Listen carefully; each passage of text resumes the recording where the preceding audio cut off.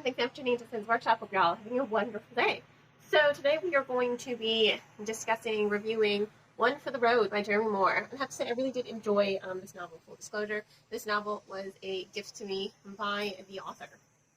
But that in no way colors, as I think we've seen in previous reviews, that in no way colors how I do review the book. I have to say it really was a heartwarming message. It follows Miguel. He wakes up in a desert. He stumbles upon this bar. And Madame Huecos is pretty much, I guess you could say, the manager of the bar. And he discovers, well, he's dead. He died. This is the halfway point to the afterlife, if, however, you make peace with your life.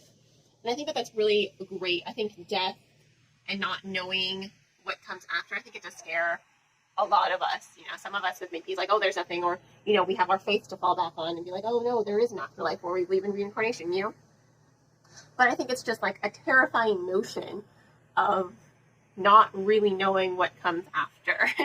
But I liked the message behind this book because it reminds readers that it can be this frightening thing, death, but your life, take joy in the life that you lived. Just take joy in living your life, really. And that's really what the Death Festival is all about. It's about allowing all these people who enter to make peace with death and make peace with the life that they lived, even if their simple joys and pleasures were just playing a game of chess, It's really a moving novel, honestly, and I quite enjoyed it. And I liked Miguel's journey. I like how he's going through every section of the shape-shifting bars because there are different parts, of death. I like how an angel, gruffy angel, with a bit of an attitude is the bartender. And I love how you have this, no, not saxophone. Shoot, why can't I remember the instrument? You've got a musician who's just waiting for a family member so that he can tell them this pun. This very lame pun. And I just think that that's really beautiful how the story evolved and how it was told. And it was also a really quick read, too. It moves just like that. It doesn't drag it out. It doesn't drag out Miguel's journey. It just gets to the point, but in a very moving and meaningful way, which I think is really important to the reader. I do think my only hiccup with the book would be the formatting. Some of the pages, they would only be half filled before continuing the next paragraph. But other than that, I think Miguel's journey is entertaining. I think it's moving. I think the fact that I love this revelation at the end. And sorry if this is a bit of a spoiler. He was a life coach. He was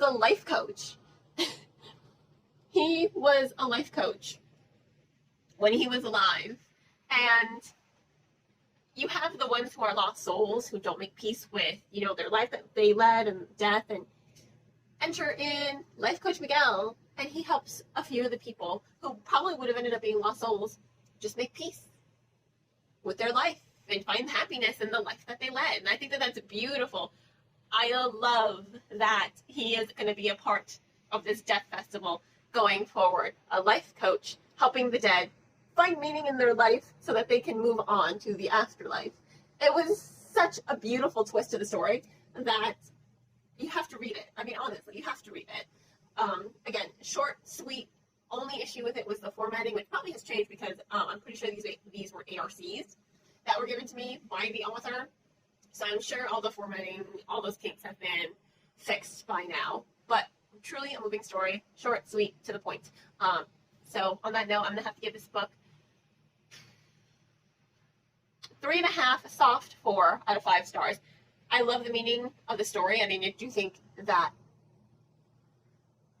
the fact that it's short and sweet and to the point really does help the story, but it didn't quite blow me away the way most 4 and 5 star books do, but it did capture my heart. I will say that. It did capture my heart, and I do think the meaning of the story and these cast of characters, from the bartender to the musician to Madame Huecos herself, they really were a great cast of characters. So 3.5 soft 4 out of 5 stars.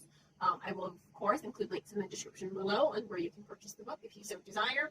And on that note, Thank you all for tuning in to Sin's Workshop. Please do not forget to like the video, subscribe to the channel, and share it with all your book loving friends. I hope you all have a wonderful rest of your day, and as always, happy reading.